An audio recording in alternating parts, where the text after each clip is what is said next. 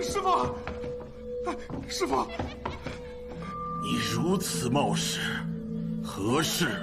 师傅，刚刚弟子在门外师傅。长庆，你什么都没有听到。可是我真的听到了，师傅，就是那心里不静，耳中才不静。佛法无边，出家人心中有佛，便不会受外界杂音的纷扰。你出去吧。弟子不怕顶撞师傅，也要把心里话说出来。自从2个月前大佛殿传来女子的哭声，成福寺一切都变了。那整个长安城都在传咱们寺庙里闹鬼，以致香客凋零，胆小的僧人干脆都直接离开了寺院。你到底想说什么？师傅，要不咱们找个降魔师吧？住嘴！我堂堂成佛寺就要请降魔师，你这不等于承认我寺院里面有鬼怪？你简直疯了！你给我退下！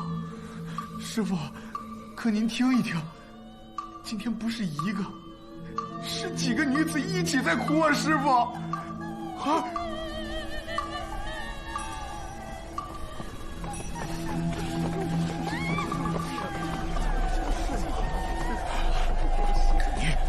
去把大门打开！寺主，这明明是女鬼在哭嚎，你想带着我们送命吗？哎呀，这佛寺之饭碗，我不断了！谁要想走，都可以走。师傅，要不咱们明天白天再来吧？住口！现在大家跟我一起大声念。阿弥陀佛，阿弥陀佛，阿弥陀佛，阿弥陀佛，阿弥陀佛，阿弥陀佛，阿弥陀佛。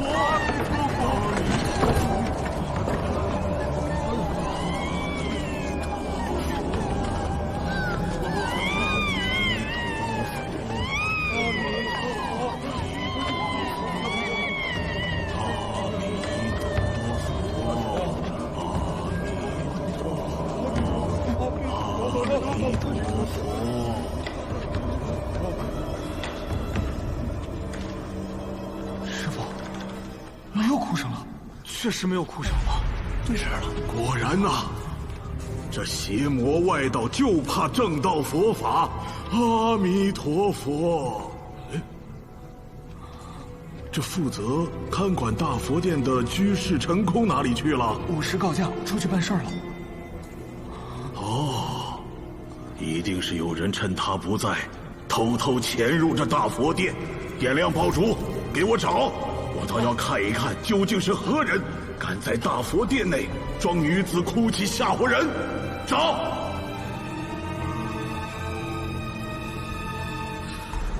寺主，什么都没找到。这大佛之下原有密道通往鬼市，这哭声会不会是从那里传来？不可能！自冯寒作乱之后，官府早已下令，命人用巨石将那密道堵死。即便鬼市有什么哭声，也不会传到这里。你们看，这壁上的妖魔鬼怪已被蛛网牢牢罩住。佛法无边，以后你们再听到什么声音，也都不用再怕了。记住我的话，出家人心中清净，则耳中清净。阿弥陀佛。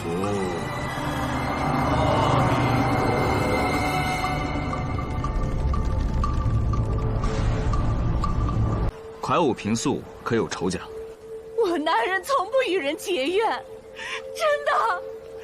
谁不知道快武最爱交朋友，还爱吹吹牛。昨晚我们边喝酒边听快武讲天后的事儿。是天后在位时的事儿。他平时酒量如何？不小，昨日虽喝了不少，但以快武的酒量，不至于醉啊。快武昨天是没醉，但也喝得很尽兴。他要看胡姬舞蹈，可是小店并没有请胡姬，夜又太深了，我就让他们3个。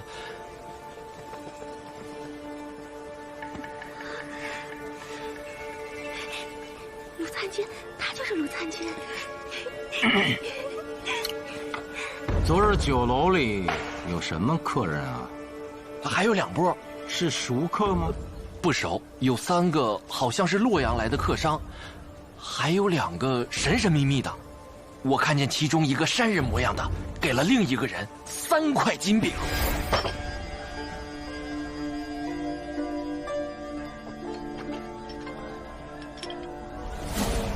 事关那2个神秘人，你们再好好回忆回忆，还有什么细节，越细致越好。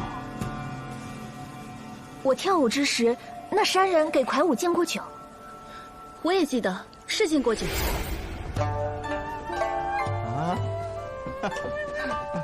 这位仁兄，敬你一杯。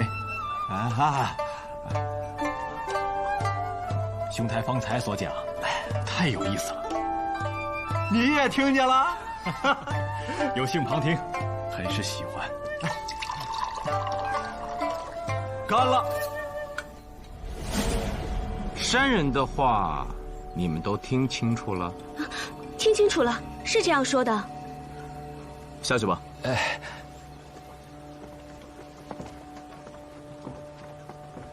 与蒯武一起喝酒的那2位，我得再去仔细问问。好，进来。你们俩胆子也太大了，在卢参军面前都敢不说实话。没有啊，上官，我2人所言句句属实。是啊，是啊。那我问你们，昨夜在酒楼，你们谈论的到底是天后的事，还是天后在位时的事？如实招来。是天后的事，我们没有谈论，都是蒯武讲的。对，我还试图制止来着。所谈天后何事啊？还不找整砧板子吗？不敢。刺激吗？所以说呀，这《沙司传》所记载的，那不过就是9牛1毛。你说的是真的吧？你又没在宫里服侍过天后。我看啊，就是他胡编的。毕竟天后之威严，谁人不知啊？喝酒。反正啊，今晚我是把这沈郎的事讲完了。这前番呢，说的是明崇俨和薛怀义，再往后，该是那2张了。话说这2张呢，想听啊？想听得请我喝酒啊！哎，老板，给我叫2个会跳舞的胡姬。全国饶命！刚才大庭广众之下，我实在不敢说呀。不必了。没有，你还不承认？还不承认？你不能放肆！放肆！我打死你！先退到一旁。张匡，我再问你一遍，有没有劫持武阳？您这么一提醒，我倒是后悔了。昨天回去，我净琢磨着怎么报仇了。哎，我怎么就没想到还能绑架他女儿，这样就能让赤英就范了。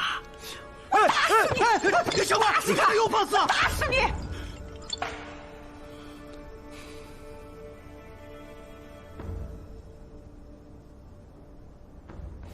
赤英啊，你近日有没有跟武阳发生争执？他有没有可能是负气出走？不会，武阳很乖，他很听我的话。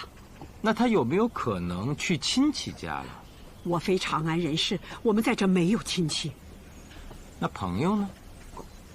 武阳没有朋友，平时都是我照顾他。武阳不需要朋友。我问你，你卖这个神仙玉女粉很赚钱这个事儿，除了张矿他们，还有没有其他人知道？神仙玉女粉是卖得好，但我也不会四处去张扬啊。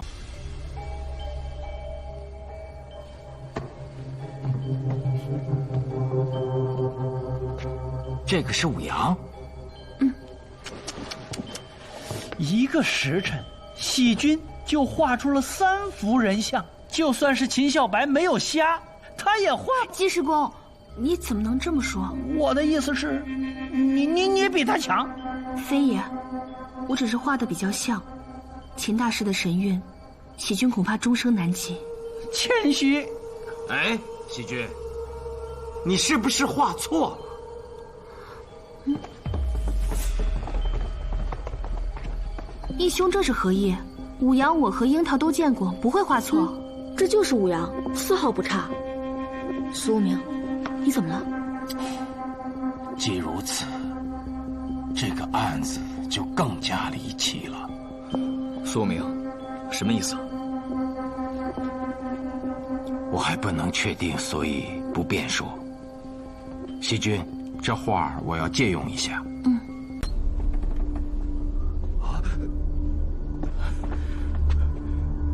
怎么回事？我也不知道啊，主人。你去把他俩给我叫进来。是。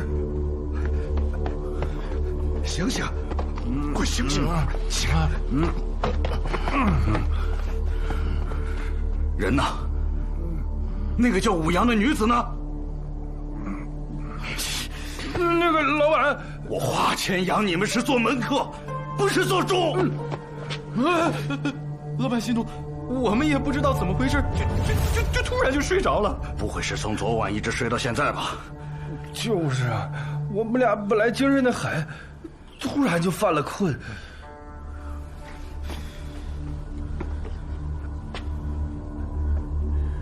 何人如此大胆？天子脚下，巍巍长安，劫持人口者，还敢说别人大胆？谁？抄家伙呀，快！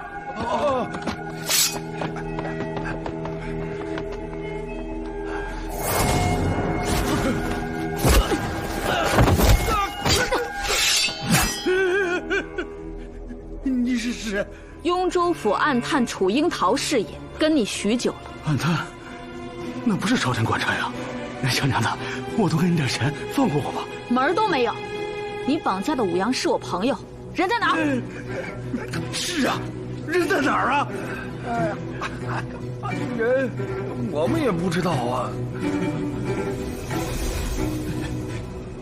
为了得到配方，你也是费尽心思了。小人不缺钱，赤英要是肯卖配方，小人也不会出此下策呀。尔等需把绑架武阳的过程如实招来，记住，不要漏掉任何细节。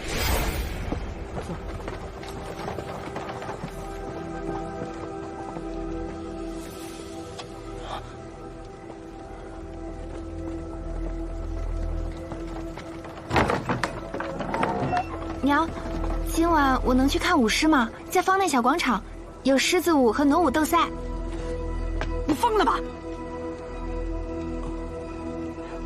大晚上的，你不怕遇到坏人呐？更何况是看舞狮。你给我记住，你这一辈子都不可以去看舞狮子。舞狮子怎么了？学会顶嘴了？没有，我不问了便是。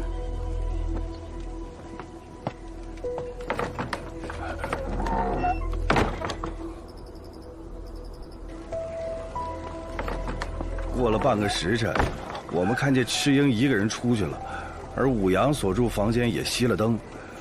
我们哥俩就摸上楼去，没想到那武阳所住房间还上了锁。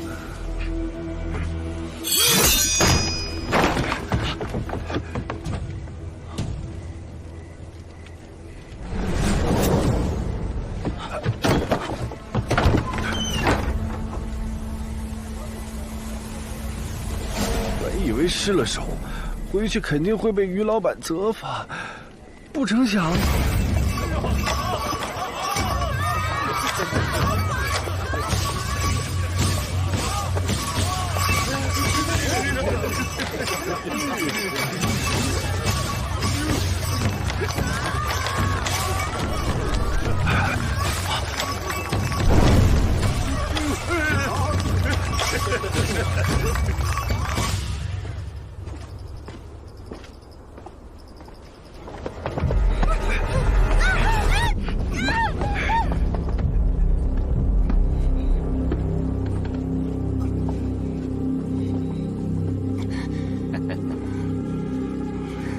你们要干什么？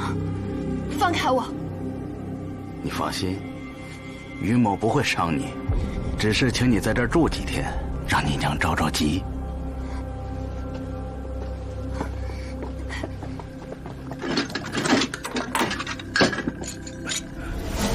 那钥匙我就放在怀里了，还没等送水送饭，我们就睡着了。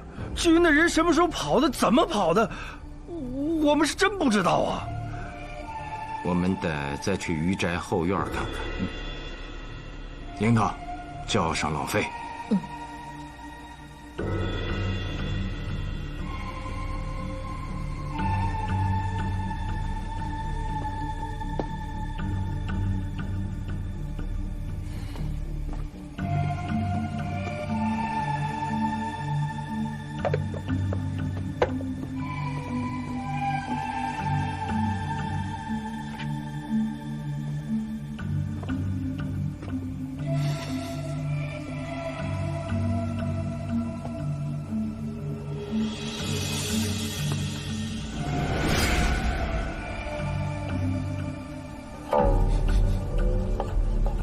老费，快过来，看看看看。别催我走得慢。闻闻闻闻。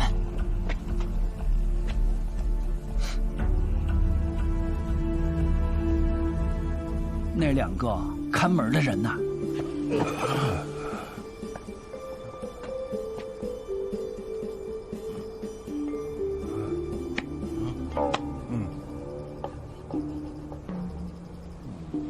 压下去。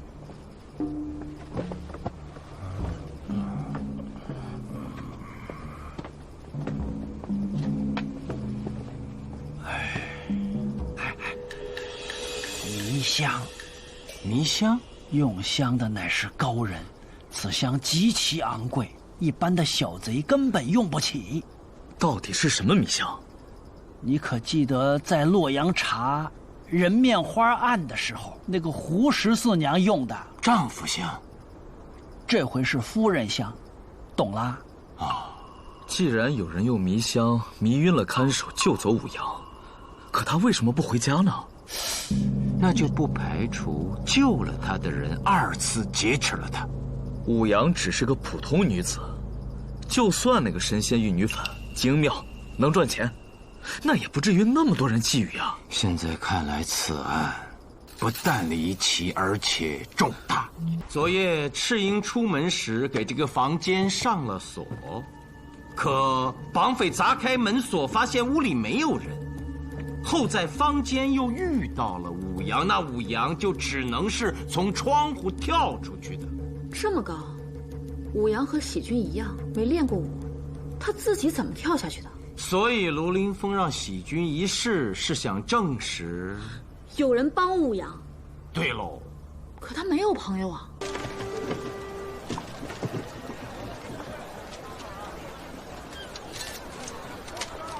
你是圣叶坊的楚辉夫？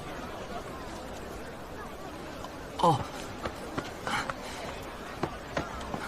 上官，正是。请问尊姓大名？上官，我这种下等人怎么配有姓名呢？不过我生性迟钝，所以坊间就叫我阿木，木头疙瘩的意思。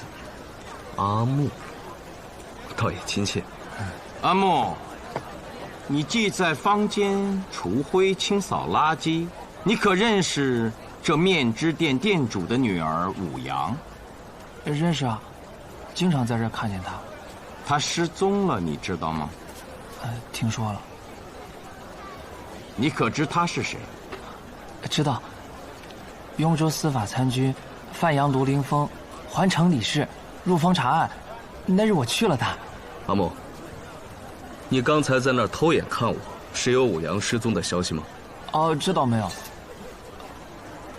不过什么？不过，吊井里淹死的那个人，我倒是知道一些，但我也不知道算不算是线索。说来听听。就是我每日夜里都要整理好垃圾，以便寅初的时候运出长安，这是我身为除灰夫的职责所在。但就在前天，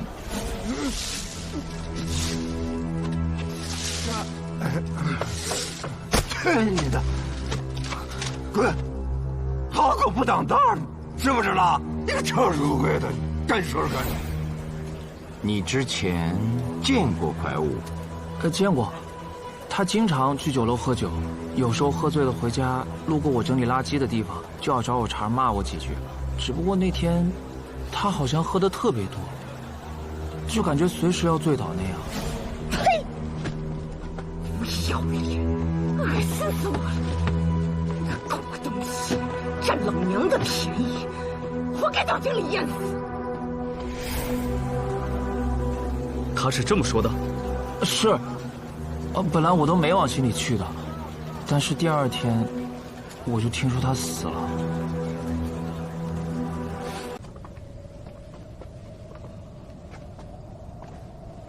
怎么变成这样了？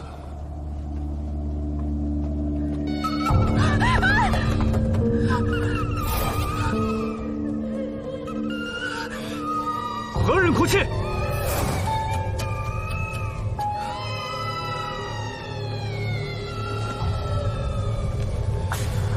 不用怕，应是风声。带我点亮烛火。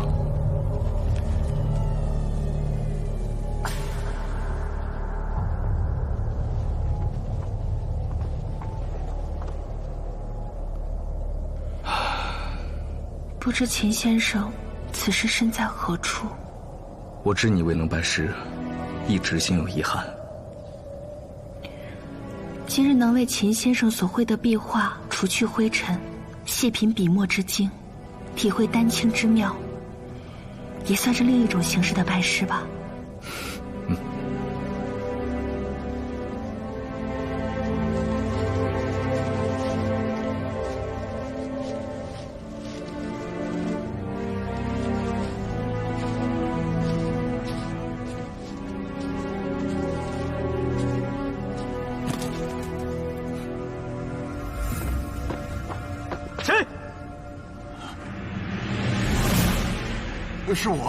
是我，别打我，别打我，我求求你们，求求你们别打我。为何在此？我知道，平日里不能进入大佛殿，可我要是不在这大佛脚下，实在是睡不着啊。我是趁着陈空居士不注意溜进来的。你是何人？你说啥？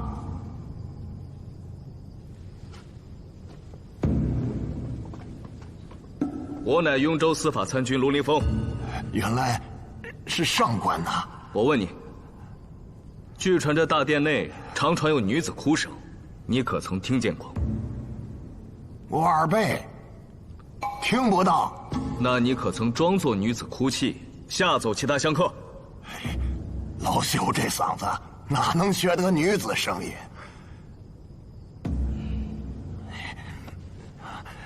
上官。我今天的炭好，卖的价钱也可以，这几个就孝敬您了。这是何意？想求上官别告诉那广孝法师和陈空居士，他们要是知道我在这儿睡觉，以后他们就不让我进成佛寺了。老伯贵姓？啊，我免贵姓陶。陶伯，钱你收好，我们不告诉他们便是。不过您没有家吗？这卖炭呢，是能挣点钱，可也买不起长安的宅子呀。我呀，四处留宿。陶伯，明日您可去崇仁坊，靠近南方门的裴府，那是我家。我家倒是有几间空房，可以腾出来一间给您暂住。哎呦，那我就谢谢姑娘了啊！谢谢姑娘。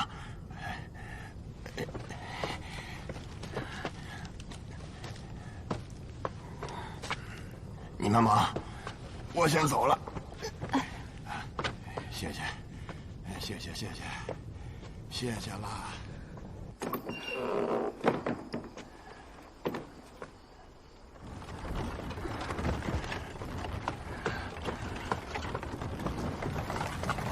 本就该光彩照人。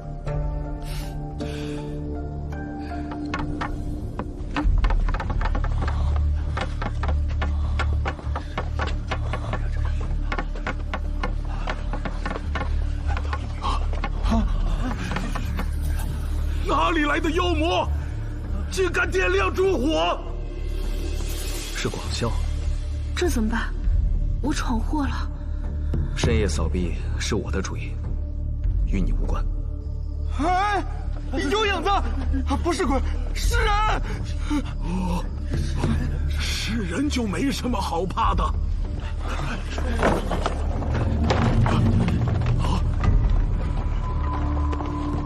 广啸法师，别来无恙。如凌风，啊，裴小姐，老衲早已告知，这大殿不宜再轻易进入，你们怎么还来呀？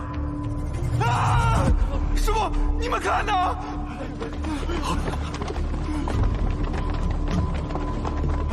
阿弥陀佛，罪过呀，罪过！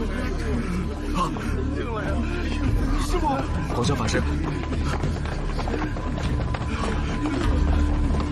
阿弥陀佛，佛祖啊，您早已经开示，命弟子们以尘埃和蛛网罩住妖魔，弟子们谨遵法旨。这一切如今已毁坏殆尽，这不是弟子的错呀。如凌风，昨日妖魔鬼怪尽出，血雨腥风，长安将大乱，你们两个就是罪魁祸首。哪来的妖魔鬼怪？我乃新任雍州司法参军，有我在，我倒要看看，何人敢乱我长安！如凌风，你仗着自己的身份就可以胡作非为？对呀，我要告你，我要到天子面前去告你！哎呀，你又咋了？都别动！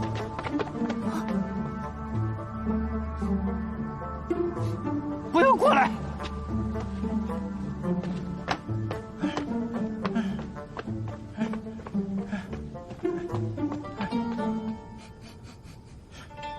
你今天可用了神仙玉女粉？没有。喜君可曾用过？用了。今天用的还不少吧？你可接触过那个席子？没有。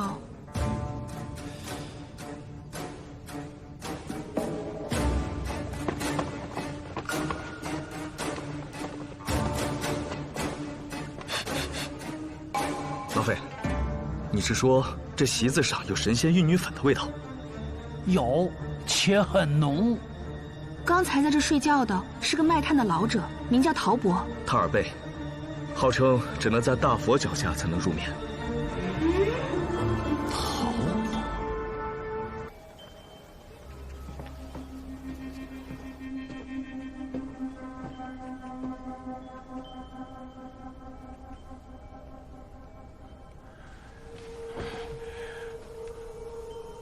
赵国公，这些天您还好吧？小子来看您了。头几天我跟您念叨的，那个叫武阳的女子，金钱，我的金钱哪儿去了？何人偷了我的金钱？啊！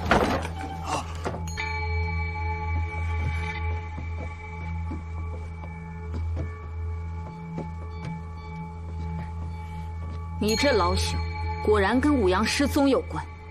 你是何人？抓你的人。就你，好狂妄的娘子！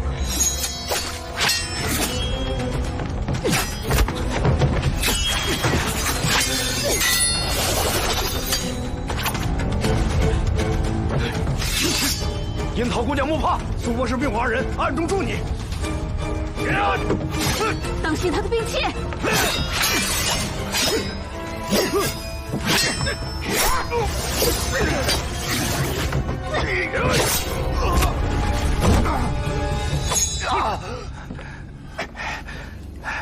破甲锥，听说这兵器很厉害，还是第一次见，归本姑娘了。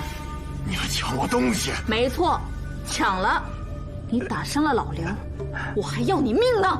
且慢，要我命可以，在杀我之前，我求你，把我找回这金钱，他关系到大唐的社稷。刘贼！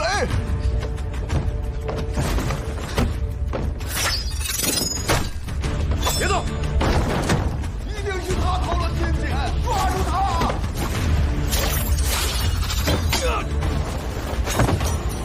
跟我使暗器！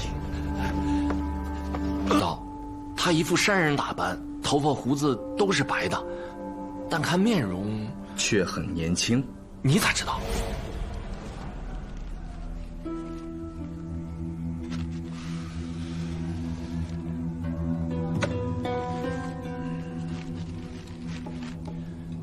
大周国武曌，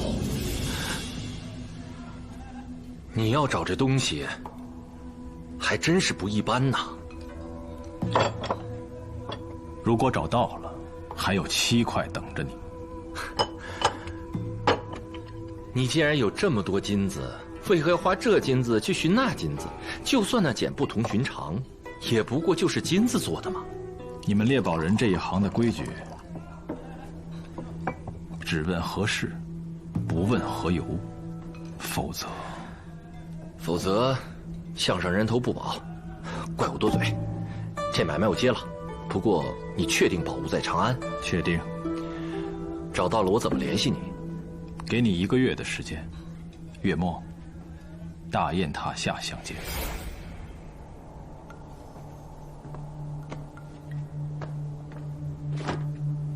可是此人，就是他。你需仔细回忆，提供线索，可立功赎罪。我问你，那日在酒楼饮酒，可有人讲天后的艳事？有。所以说呀，这《沙司传》所记载的，那不过就是9牛1毛。我都听入迷了。那山人听了高兴，还去敬了人家酒呢。不过，他倒未必是真的高兴。何意？看我们这行的，眼力最重要。我瞟见，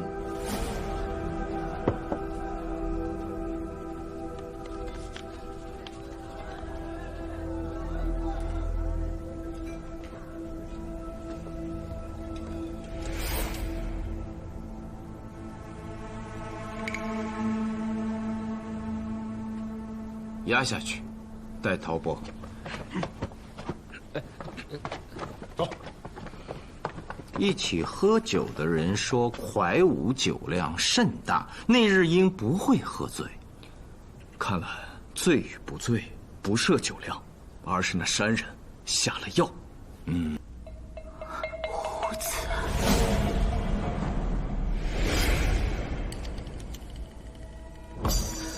陈空，是那个陈空。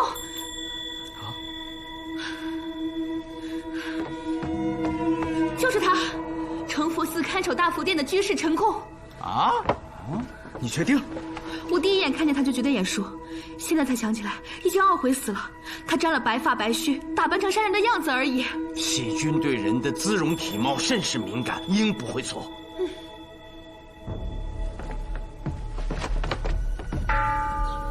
这大佛殿的卧佛是8年前陈空居士发起建造的，他也出资最多。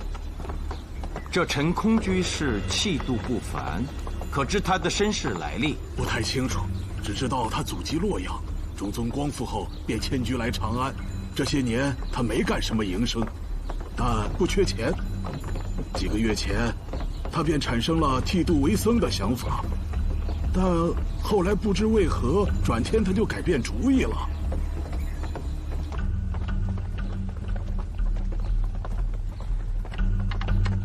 陆参军，那看大殿的陈空居士可来过？没有，天明后始终就我一个人，再也没有听到过什么女子的哭声。这少年好胆量啊，英雄也！你俩嘀咕什么呢？陈空的人呢？好像昨晚就出去了。他在寺中可有栖身的禅房？啊，有。陈空居士在吗？陈空居士可在？雍州府查案，可直入。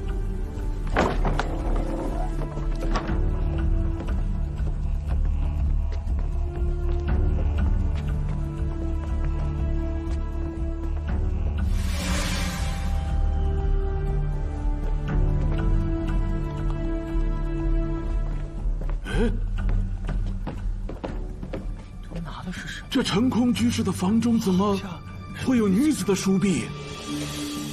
这好像是武阳的书笔。正业坊打更人阿玲，他该死，蠢得像头猪。烧明堂的是薛怀义，而我姓沈名誉。骗我钱财无妨，但以天后的名义骗我，我就必须杀了他。你就是沈玉，久仰大名。哼，我本就不该活在这世上。当年，在那些自诩清流的士大夫嘴里，我的名字是何等的不堪，但我不在乎。在天后左右的3年，才是我沈玉最美好的时光。是你从余宅后院劫走了武阳，如今他在哪儿？是死是活？我不知道他在哪儿。这是在你禅房里发现的，已让武阳的母亲辨别过，你还想抵赖？假善人，假居士，你把武阳怎么了？我杀了你！我杀了你！大胆！假居士，假善人，还我武阳！翠英，你的心情我们都能理解，但眼下正在讯问，尚未水落石出。你如此咆哮公堂，欲持刀行凶，成何体统？我让他还我武阳，你把武阳怎么了？假善人，假居士，还我武阳！还我武阳！还我武阳！还不说，武阳在哪儿？我真不知道武阳在哪儿。那这个书币怎么会在你手里？你们还是将我下狱吧。哎呀，卢参军，这样，我们都走，就把他交给樱桃女侠和赤英，看他们俩不打烂你的脸。别让他们打我的脸，不然天后就不认得我了。哼，那就如实招来吧。我是真不知道武阳在哪儿。我第一次见武阳，就是在成佛寺。那时的我，已经决定入空门。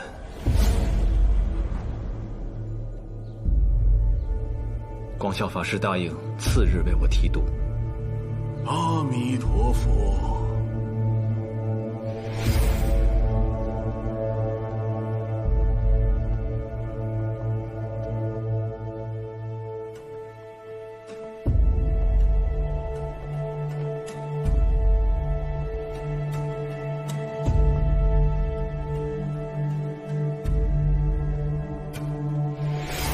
当年，我以御医的名义被天后招入宫中，也不是每天都能见到天后。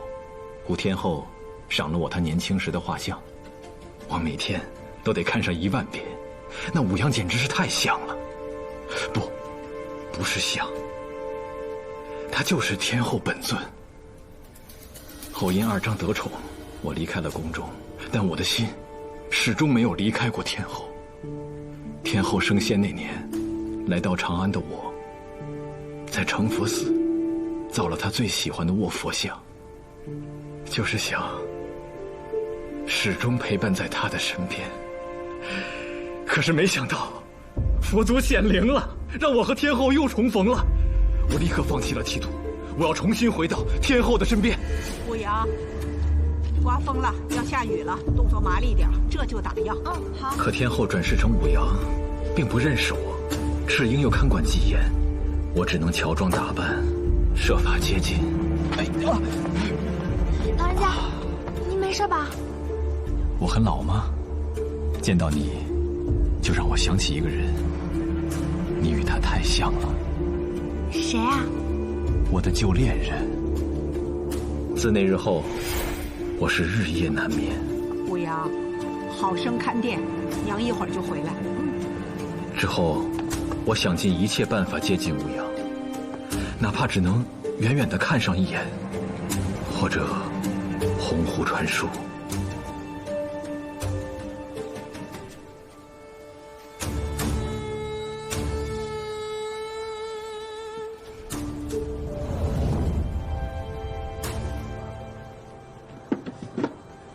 会呀，走。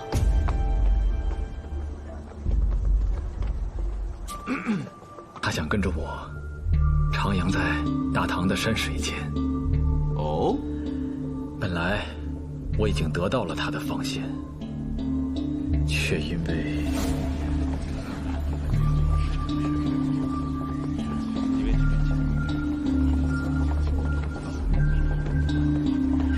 阿弥陀佛。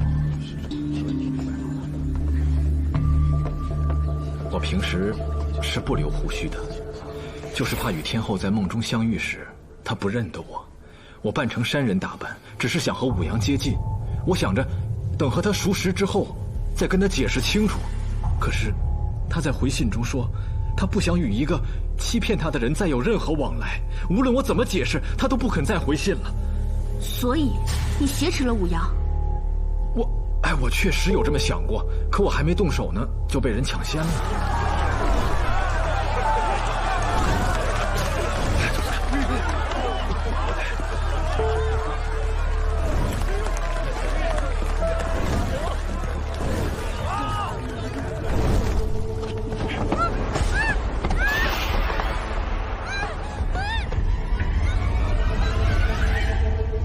然后你就一路跟随，在一处宅院的后花园，用迷香迷倒了看守，继而带走了武阳。你们都知道了？来，接着喝。哎，马上。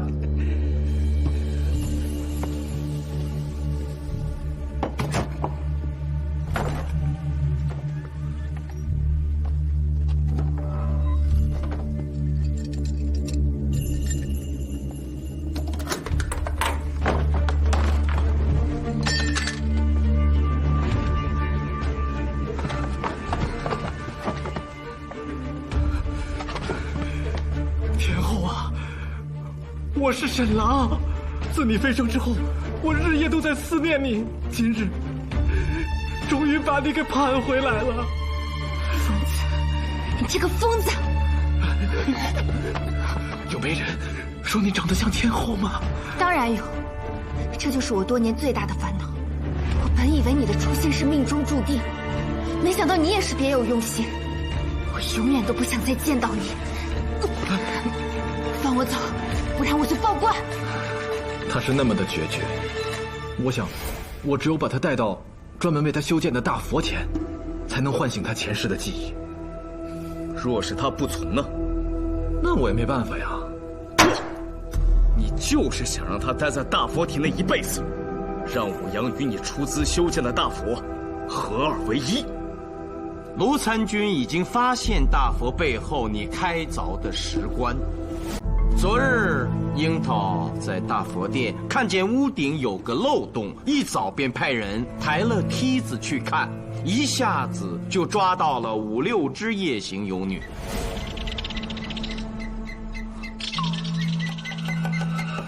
是一窝小鸟，抓一只下来。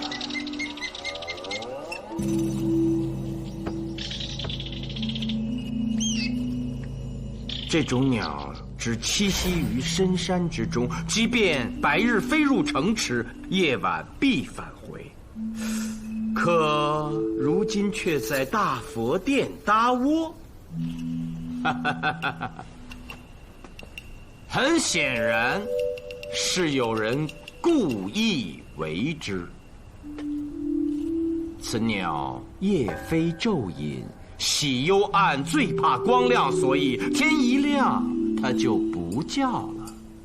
我明白了，那日我本听到叫声，如凌风一打开火折子就没有了，正是这个缘由。在哪儿？我用了2个月的时间，在大佛背后开凿，确实是想让大佛的金身和武阳的肉身合二为一，以便更好的召唤天后的灵魂。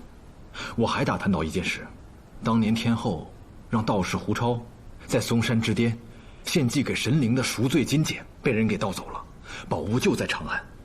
于是我就雇了猎宝人，我想着，一旦得到金简，我也把它藏入大佛体内，届时我便剃度，用余生枯守左右。你说的金简，是这个东西吗？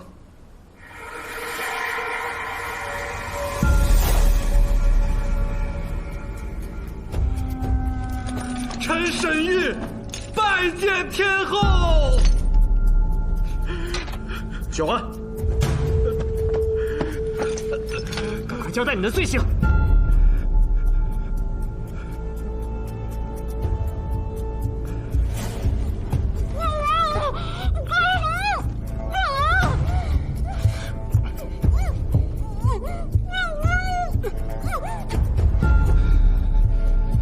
老实点。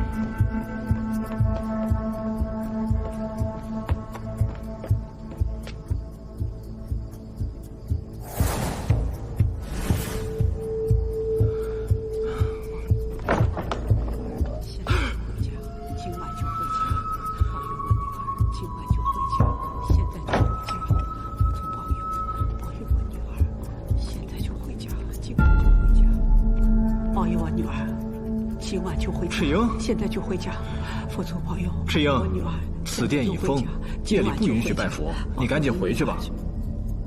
当初修建大佛时，我捐了5000钱，我随时可以拜佛，这是当时讲好的。现在我女儿丢了，只有这尊佛知道她在哪里。佛祖保佑啊，保佑我女儿，今晚就回家，保佑我女儿，今晚就回家，现在就回家，保佑我女儿，今晚就回家，现在就回家。赤英念佛，陶伯睡觉，谁都不肯走，我只能吹灭火烛，让鸟将他们吓走。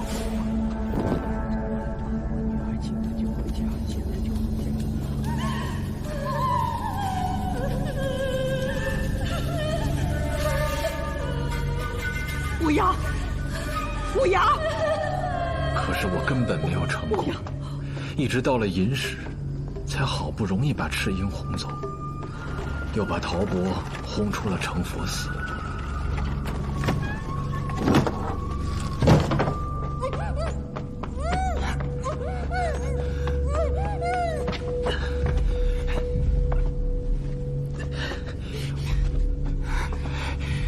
乌阳，来看，这是我专门为你修建的大佛，怎么样？现在有没有想起我是谁啊？疯子！看来，在你的体内，天后的神魂还没有升腾。没关系，我愿意等。这样，我带你去你的故乡滨州文水，在那里，我让你做我一个人的女皇，可否？做梦！你要是不答应，我只能一刀把你给杀了。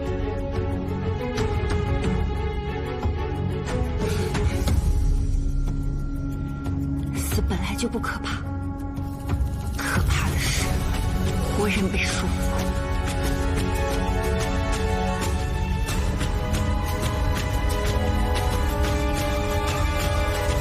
那一刻，我犹豫了。他是那么的冷静，仿佛心里能够装得下山川河流。也能吞得下洪水猛兽，她简直就是天后啊！你说，我怎么舍得杀她？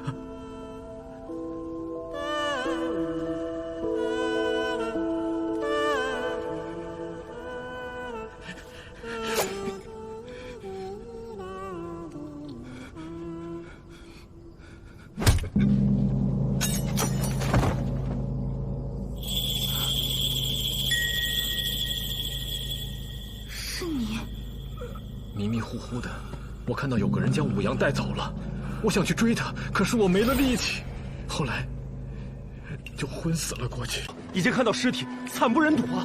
整张脸皮都被剥下去了。什么？百变郎君。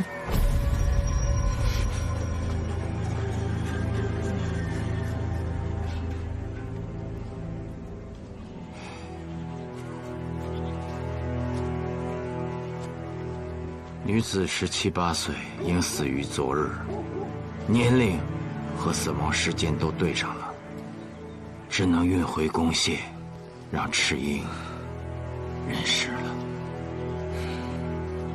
听上去很残忍，但也只能这么办了。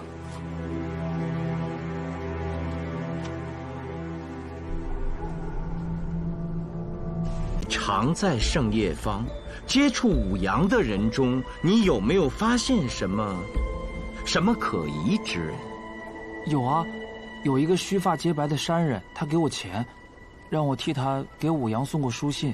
此人已落网，还有吗？还有，那就是常给赤英送药材的那个白药师。我看他经常偷看武阳，那个眼神还怪怪的。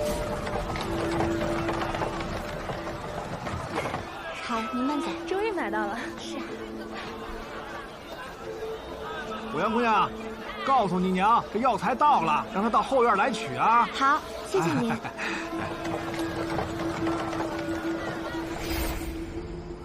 白药师。你知道他家住在哪儿吗？就在永阳坊的土地庙旁边。土地庙旁。雍州府刑狱博士查案，就直入内室了。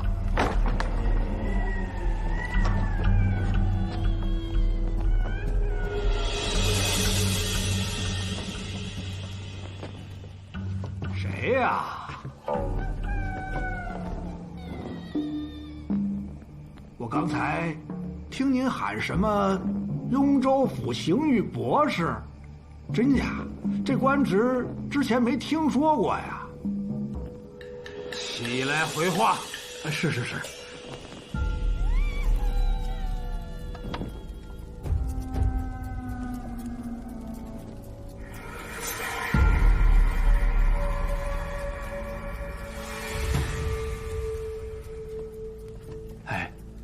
好像没哭声了。白药师，上官，你刚才可听见女子的哭声？每天夜里都有哭声啊！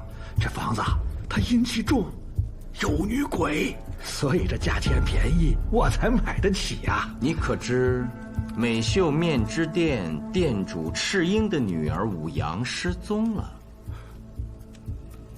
不会吧？我前几天送药，我还看见她来着。就是失踪了。你有没有什么线索？比如去送药的时候碰到过什么奇怪的人、奇怪的事儿？您别说，还真有。这说来听听。那得3块金饼。这也太贵了吧？这个。之所以要3块金饼，是因为这条线索它很重要，而且得之不易呀。是因为要活剥人皮，得之不易呀。百变郎君，啊？您叫谁呀？我叫的就是你，我见过你。你应该还有一张脸，或者不止一张。他是百变郎君？你没搞错吧？我信你，你耳朵最好。我说老东西，咱们在鬼市一起混过呀。我是鬼市神医费翘费英俊，别号技师。快，把你那张死人脸露出来！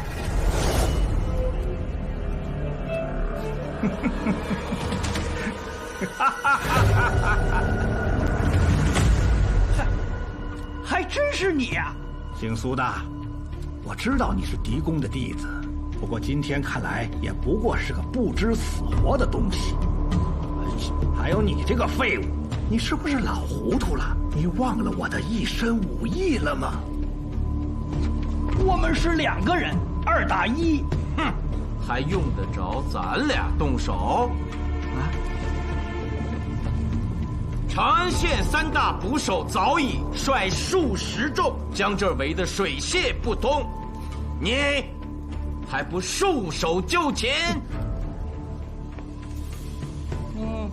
你们刚才进来的时候，不是听见有女人的哭声吗？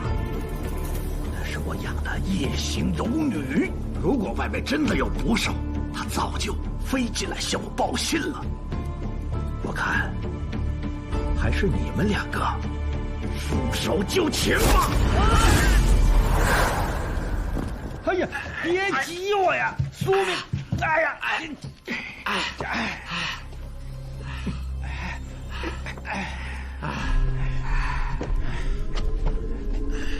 飞鹰郡号称是药王弟子，鬼市神医。你那看病的本事不过是雕虫小技，根本就不值一提。今天我就让你见识见识活剥人脸。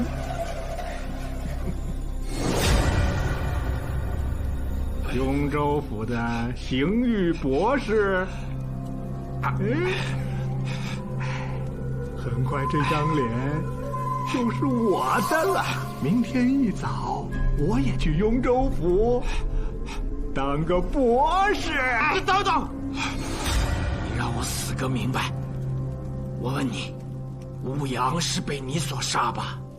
我们在鬼市找到了尸体，脸被活生生的剥掉了。那个不是武阳。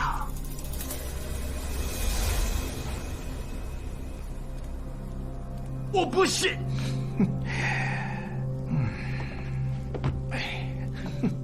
成佛寺有个居士叫陈空，从我手上买过2只小鸟，他可是真有钱呐，给我的居然是金饼。我好生好奇，暗中跟随，结果我发现他让成佛寺闹鬼，为的就是这个武阳。直到有一天，他在大佛面前要杀了武阳，我这才知道，原来这个小女孩长得居然像年轻时候的天后。我想这下我可发财了。你想，这天后的脸还不得值500块金饼吗？于是，我就打晕了陈空，扛起了武阳，出了成佛寺走后山。可是没走多久，我就遭到了偷袭，屁股上还挨了一下。那个武阳到底在哪儿？当然是被偷袭者劫走了。那鬼市上的尸体是谁？像我百变郎君行走江湖，我从未失过手啊！这下可真是把我气坏了。于是，我就找了个年龄相仿的女子，我剥其面皮，我好好的出了口我心中的恶气。我就是在这儿剥的。然后我就把尸首扔到了鬼市上，没想到吧？你就是个禽兽啊！哎呀，你真是罪大恶极。可是，现在死到临头的却是你。尝尝我的刀吧，很快的，割喉放血，我保证你不会感觉到痛的。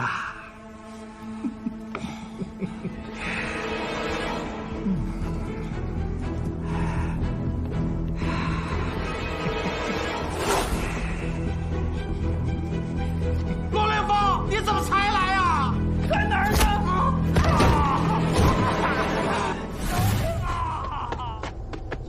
是老费！救命！救命！快来救命啊！哎呀，救命！快！你们可来了！哎呦！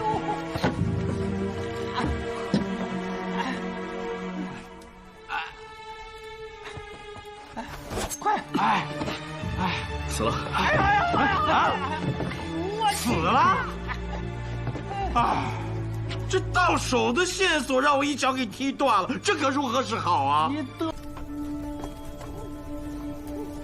哎呦，这谁呀？这是？你不是只有在大佛底下才能睡得着吗？你还别说，进了这雍州狱啊，饭是好，睡得也就香了。你把武阳怎么样了？武阳，他不是被绑了吗？他怎么样，我哪知道？用刑！你们算什么嫡公弟子啊？给一个老年人用刑？说我杀了武阳，有何证据？那日你被陈空轰出成佛寺，却没走，不久便看到白药师扛着武阳从成佛寺后门处奔后山，你暗中袭击，用破甲锥伤了对方，劫走武阳。既然你们都查出来了，那我就认。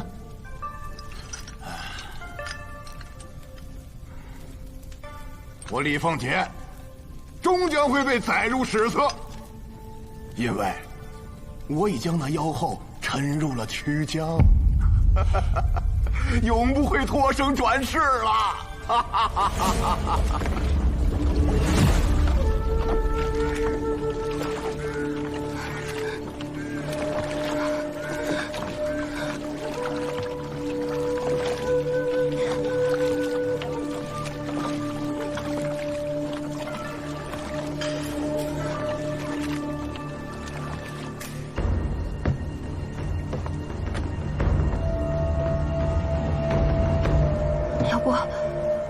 为何要这样做？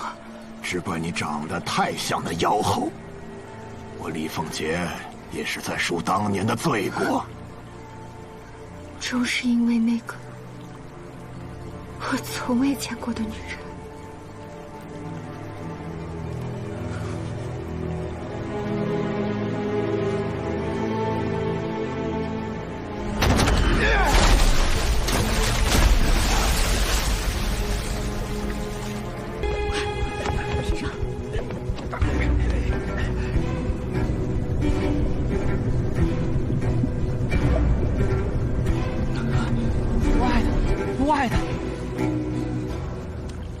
没人，会不会是被鱼吃了？铁笼附近并没有发现尸体，只找到了这些。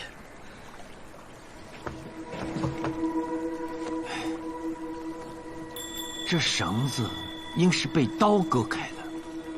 这是好事，也许武阳还活着，有人将他救走，又再次劫持，这简直太不可思议了。她只是个普通女子啊。那日，我能和你们做朋友吗？我没有朋友。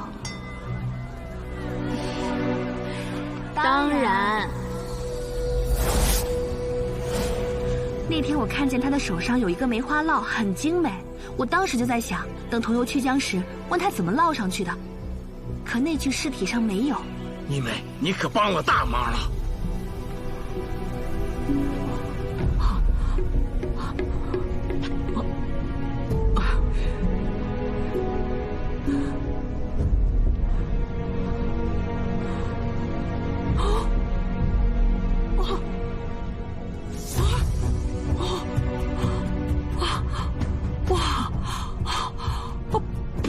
不是武阳，他不是武阳，我女儿武阳兴许还活着，她手上没有梅花烙，她不是武阳，不是。那你那天为何？我见她衣服和身形对上了，我就……那梅花烙是怎么来的？武阳6岁那年，有一日险些被人拐带，是我拼命追上去才把她抢下来的。我当下就问那人：“你为何拐带我女儿？”他说武阳像极了天后。我当时真是吓死了。我怕武阳再出什么危险，我就去求教道士。道士说，让我在武阳手的这个位置打一个梅花烙，这样武阳就会永远的锁在我身边。锁？他一个大活人，安能锁住我？再有，这么重要的线索，你如何疏漏？我这几日心乱得很，我一见尸体我就怪我。所以，人啊，无论何时都需冷静。是。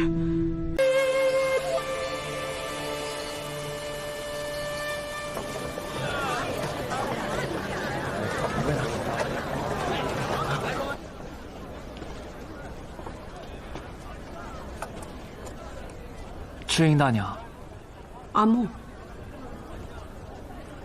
我这没有垃圾。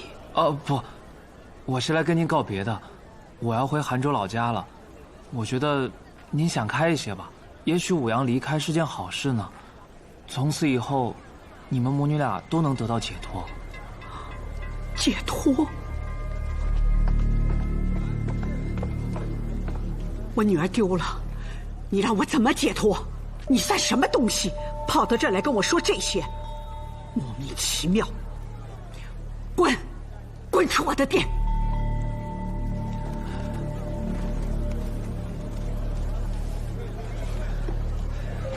赤英大娘，阿木告辞。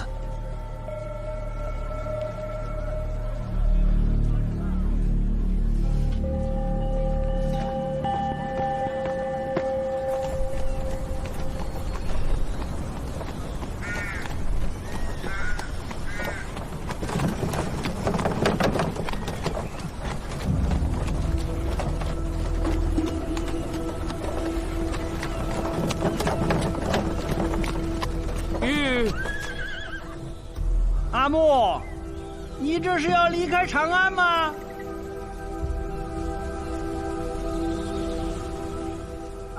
那个，我们来送送你。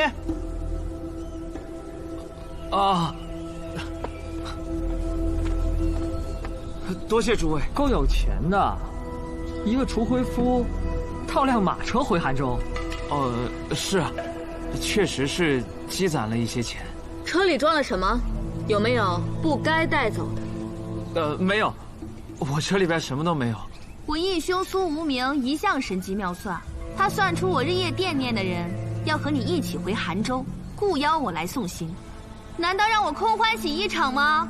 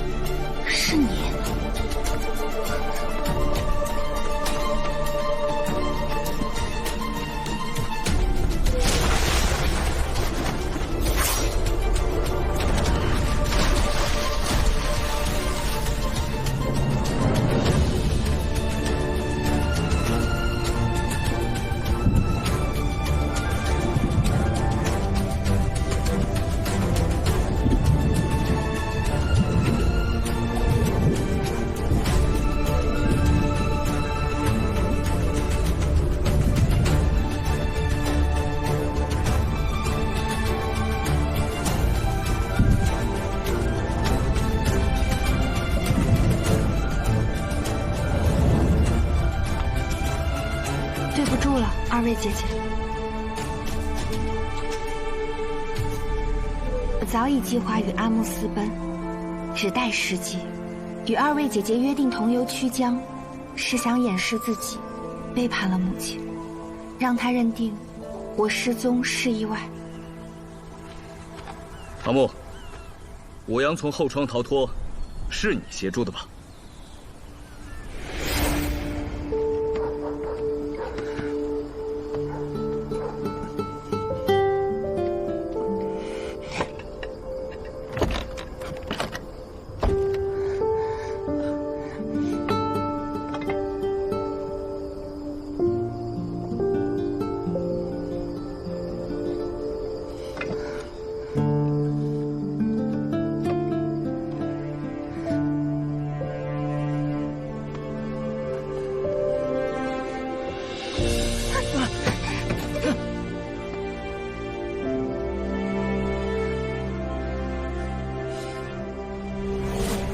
当时就一走了之，也就没有后面的变故了。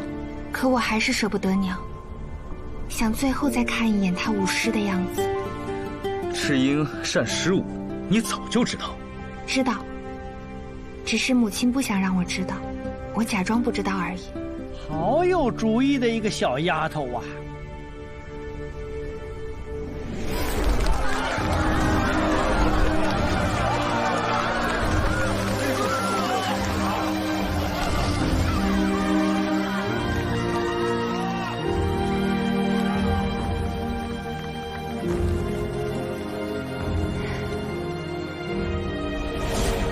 父亲曾是武库署监事，9品官而已，却仍被酷吏构陷，冤死狱中。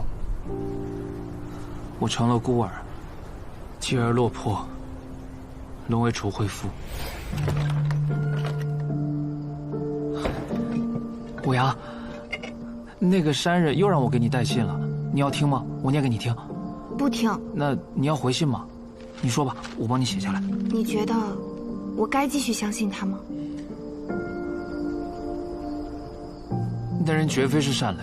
那你还帮他送信？收人钱财，就要守信吗？便也是无奈之举。就因为这个？就因为这个。那你走吧。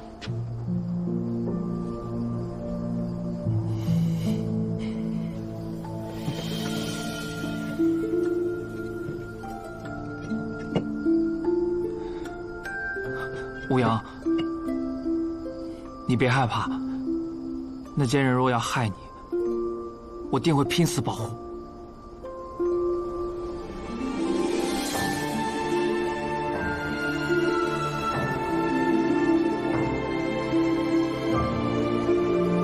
你为他送信，也是想趁机来见我吧？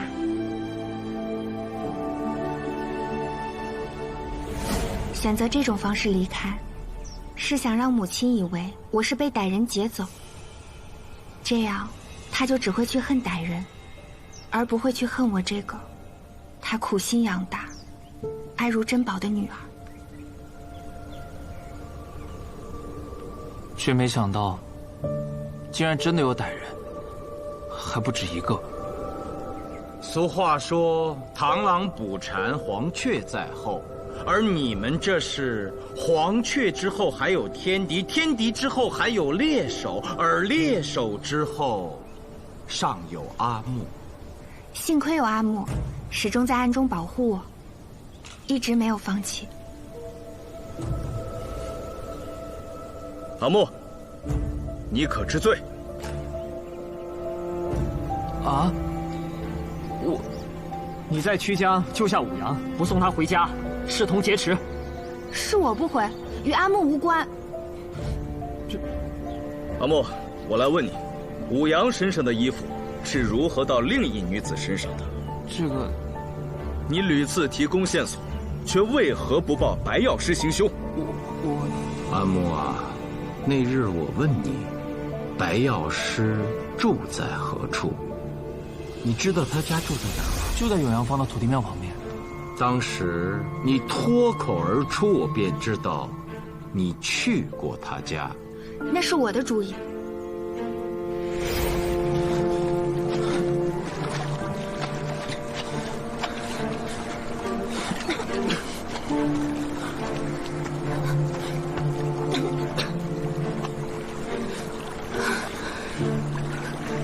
那个白药师竟也是奸人，我听他说过，家住永阳坊土地庙旁。趁他受伤，你随我去，杀了他，省得他再害别人。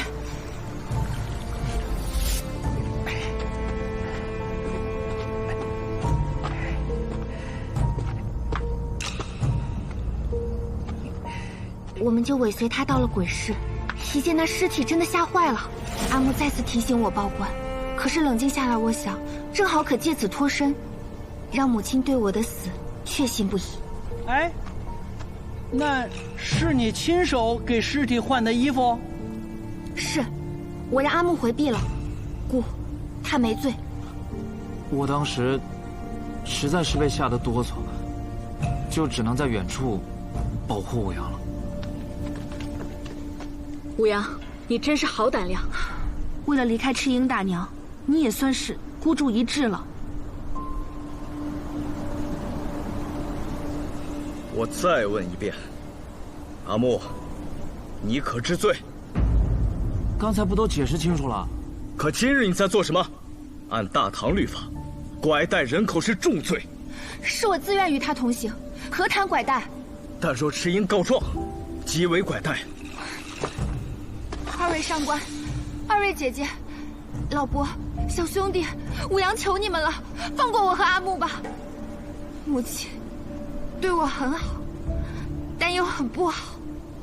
我真的不想一辈子被他锁在身边，我也想按我自己的想法穿衣打扮、嫁人、生儿育女，自由自在的活，否则我宁愿死。武阳求你们了。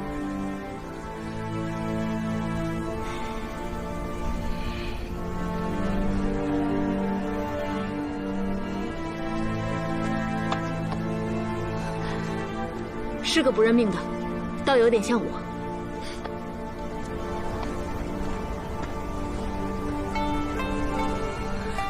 陆凌风，自由自在是每个人的权利。虽说放了武阳，对赤英大娘太过于残忍，但如果是我可能会这么做。哎，你们两个，行了行了，起来吧起来吧。我问你们，到杭州之后，何以为生啊？我偷偷攒了些钱，也记下了我娘研制出的神仙玉女粉的配方。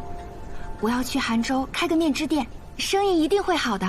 嘿呀，你娘的那个配方也没什么稀奇的。我重新又配了一份，添了2味，又减了1味。你拿这个配方重新调制，保管会卖得更好。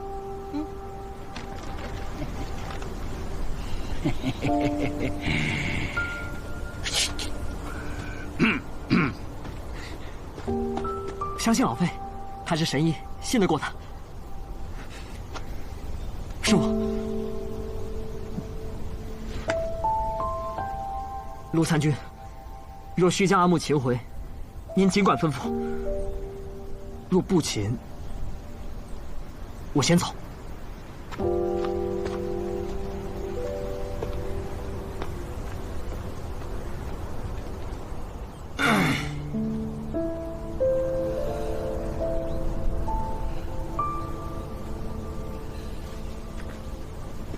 阿木，你需将此事的来龙去脉写清楚，并念给武阳听。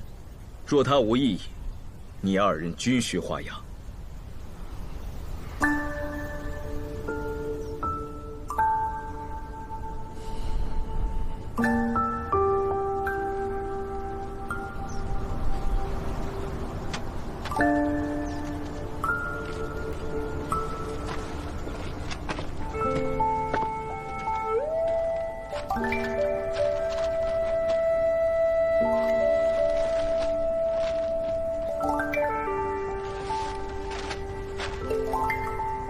作为雍州司法参军，我有权押你们回去，因为你知情不报，攻陷理应追究。但在我大唐，任何人都没有权利阻止你们追求自由。故到了杭州后，你们需向司法参军马蒙报到，并如实陈述你2人在长安之所为，是否需要处罚，由马参军定夺。阿木，你若敢负了武阳，绝不会。多谢，陆参军。